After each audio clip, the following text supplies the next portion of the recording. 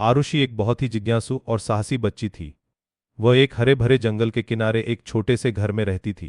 जंगल उसके लिए एक जादुई दुनिया जैसा था, जहां हर पत्ता एक कहानी सुनाता था और हर फूल एक रहस्य छिपाए रखता था। एक सुबह आरुषि ने देखा कि जंगल पहले जैसा चमकीला नहीं था। फूल मुरझाए हुए थे, पत्तियों का रंग हल्का पड़ रहा था और चिड़ियों का चहचहाना भी कम हो गया था। उसे लगा जैसे जंगल उदास हो गया हो। आरुषि का छोटा सा दिल घबरा गया। उसे लगा कुछ ठीक नहीं है, मुझे कुछ करना होगा। उसने सोचा और बिना डरे वह जंगल की गहराई में जाने का फैसला किया। जैसे ही वह अंदर गई, एक चमकीला जुगनू उसके पास आया। वह बाकी जुगनुओं से अलग था, उसकी रोशनी ज्यादा तेज थी और वह हवा में नाच रहा था। नमस्ते आरुषि, जुगनू ने कहा, उसकी आवाज हल्की सी टिमटिमाती हुई थी। आरुषि चौंक गई, जुगनू बोलता भी था। तुम कौन हो? आरुषि ने पूछा, उसकी आंखें चमक रही थीं। मैं जुगनू हूं, इस जंगल का रक्षक, और मैं जानता हूं कि तुम क्यों यहां हो, जुगनू ने कहा। वन का हृदय, जो इस जंगल को जीवन देता है, उसकी चमक फीकी पड़ रही है। हमें उसे फिर से जगाना होगा। वन का हृदय? वह कहाँ है? आरुषि ने उत्सुकता से पूछा। जुगनू ने अपनी चमकदार रोशनी से आगे का रास्ता दिखाया।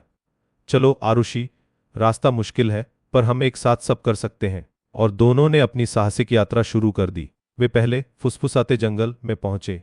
यहां पेड़ों की पत्तियां आपस में धीरे धीरे बातें करती थीं। रास्ता कांटों से भरा था। हमें इन कांटों से कैसे निकलना होगा? आरुषि ने पूछा। जुगनू ने कहा, यह जंगल सिर्फ खुशियों का गाना सुनना चाहता है। आरुषि ने अपनी मधुर आवाज में एक प्यारा सा गाना गाना शुरू किया। जैसे ही उसने गाना गाया, कांटे धीरे धीरे दूर हटने लगे, रास्ता साफ होता गया। वाह, आरुषि खुशी से बोली। आगे चलकर वे खिलखिलाती नदी के पास पहुंचे। इस नदी में तैरते हुए पत्थर थे जो इधर उधर उछल रहे थे। हमें इन पत्थरों पर कूदकर नदी पार करनी होगी, जुगनू ने बताया। पत्थर लगातार हिल रहे थे, आरुषि को डर लग रहा था। जुगनू ने कहा, घबराओ मत, हम एक साथ कूदेंगे। मैं तुम्हें सही पत्थर दिखाऊंगा। जुगनू अपनी रोशनी से हर बार सही पत्थर पर चमकता और आरुषि ध्यान से कूदती गई। धीरे धीरे उन्होंने नदी पार कर ली। अब वे सोते हुए दानवों की गुफा में थे। गुफा के अंदर बहुत बड़े बड़े प्यारे दानव सो रहे थे। उनकी खर्राटे की आवाजें गुफा में गूंज रही थीं। एक रास्ता बंद था, उस पर एक पहेली लिखी थी। पहेली थी, मेरी आवाज से सुबह होती है, पर मैं पंखों से नहीं उड़ता। मैं कौन हूं? आरुषि ने थोड़ी देर सोचा। मुझे पता है, यह सूरज है, उसने खुशी से कहा। जैसे ही उसने जवाब दिया, बंद रास्ता खुल गया। अब वे वन के हृदय के करीब थे। लेकिन अचानक एक शरारती परछाई उनके सामने आई। यह एक छाया मित्र था, जो अजीबोगरीब आवाजें निकाल रहा था और उनके रास्ते में आ रहा था। बिल्कुल भी बुरा नहीं था, बस थोड़ा अकेला और शरारती था। छाया मित्र को दूर करने के लिए आरुषि ने एक मजेदार खेल शुरू किया। उसने जोर से हंसना शुरू किया और छाया मित्र को गुदगुदाने लगी।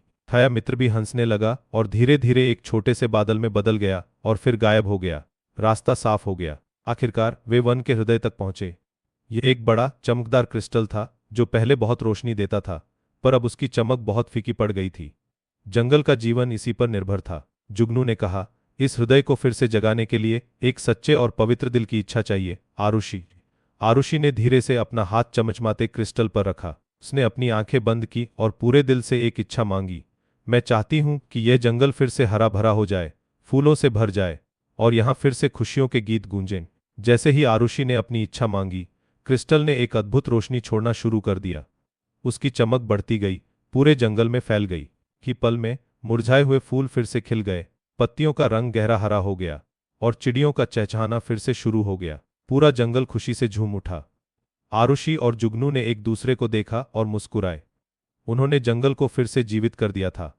छाया मित्र भी दूर से एक छोटे से बादल के रूप में उनका अभिवादन कर रहा था। आरुषि और जुगनू अपने घर लौट आए, उनका दिल खुशी से भरा हुआ था। जंगल अब पहले से भी ज्यादा खूबसूरत था। आरुषि ने सीखा कि हिम्मत, दया और एक शुद्ध दिल से दुनिया की बड़ी से बड़ी परेशानी को भी हल किया जा सकता है। कहानी से मिली सीख, साहस, दया और सच्चे दिल से की गई मेहनत से हम किसी भी चुनौती का सामना कर सकते हैं और अपने आसपास की दुनिया में खुशियां ला सकते हैं। मेरे प्यारे दोस्तों, अगर आपको ये वीडियो पसंद आया तो इसे लाइक करें, अपने दोस्तों के साथ शेयर करें और हमारे चैनल को सब्सक्राइब करके हमारे दोस्त बन जाएं।